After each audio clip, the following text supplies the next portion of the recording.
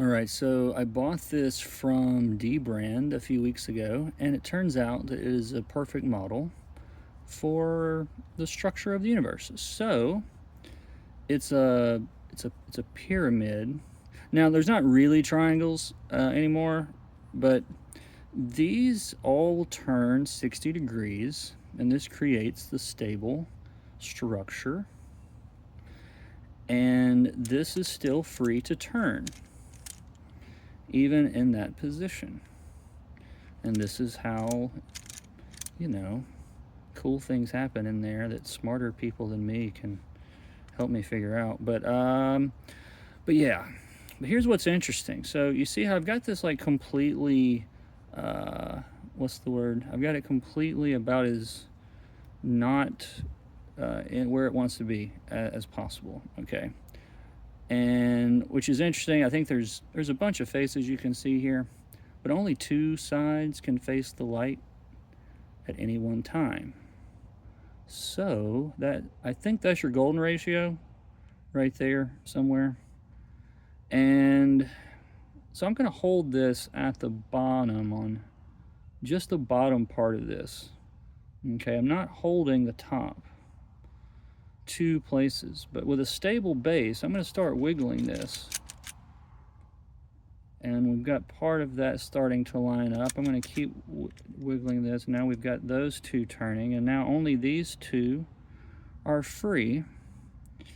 And that would be the tension between 2 points. This is black and white, and male and female, and warm and cold, and yes and no, left, right. I'm going to make a choice, I'm going to not make a choice. But Claude, the AI, actually gave me a great analogy for this. We were talking about trying to describe this to kids so we can make one of those cool videos where we describe this crazy ass idea to a bunch of different ages.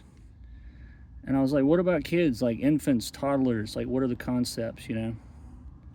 I'll link it in the description. It turns out to be like probably the best advice for living that I've ever seen.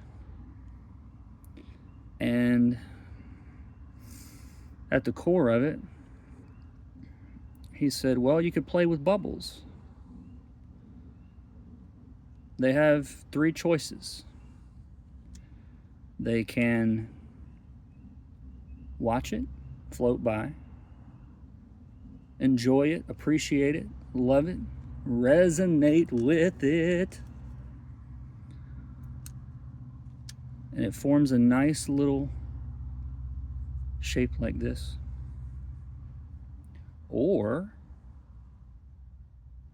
you have the choice to let it fall to the ground and let it pop on its own, sort of let it dictate its own fate. And then you've got the choice to pop it. And those three choices